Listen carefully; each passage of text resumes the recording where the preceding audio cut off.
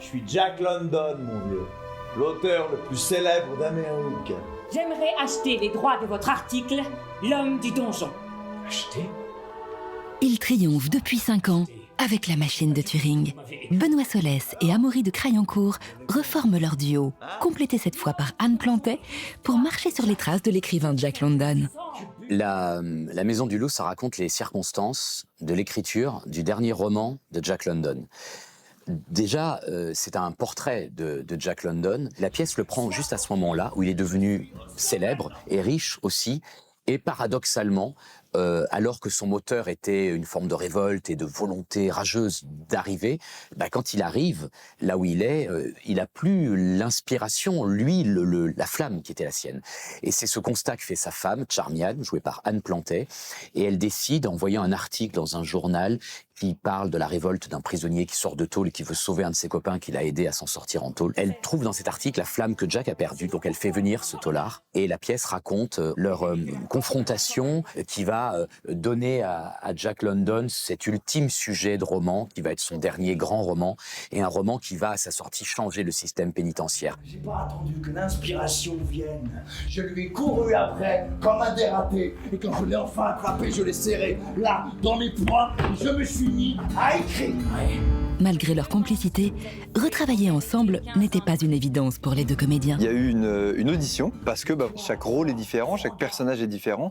Et après avoir fait les 3 personnages que je fais dans La Machine de Turing, me voir en Jack London, c'était pas une évidence. Même pour moi, il faut aussi se convaincre soi qu'on va pouvoir jouer un personnage. Ensuite, on s'est posé plein de questions. Évidemment, comment parle cet homme-là, comment marche cet homme-là, qui à 37 ans a des douleurs au foie terribles, se bourre de morphine, se bourre d'alcool. Comment ce mec-là parle, marche et tout. On s'est posé toutes ces questions pour fabriquer cette composition de Jack London. Pourquoi vouloir tant sauver Jacob?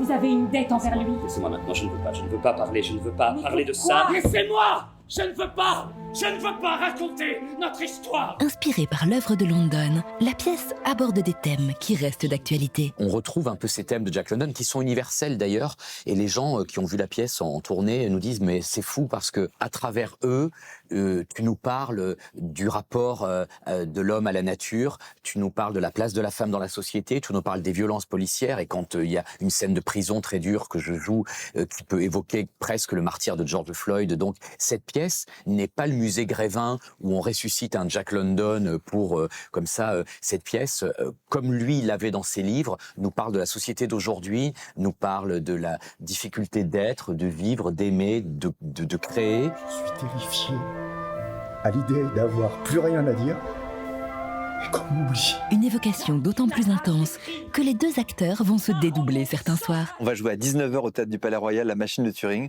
On va sauter sur des mototaxis à 20h30 pour arriver à 20h40, 45 au Théâtre Rive-Gauche et jouer à 21h La Maison du Loup. Ça va être extraordinaire comme expérience. Rien ne succède au succès. Rien. Un challenge que Jack London n'aurait pas renié.